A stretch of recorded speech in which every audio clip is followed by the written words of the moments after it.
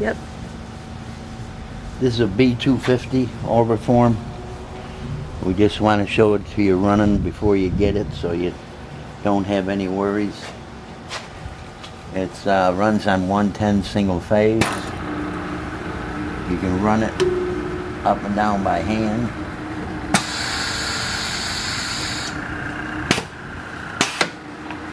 And we're just going to put a piece of steel there.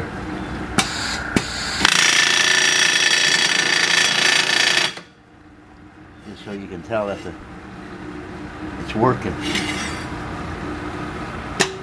Put it in automatic. It works on the foot pedal.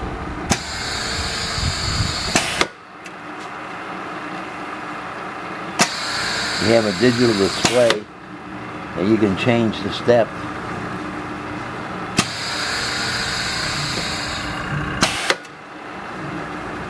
Right here at the counter.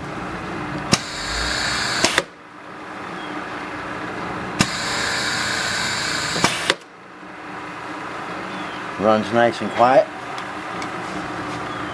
Didn't have no problem.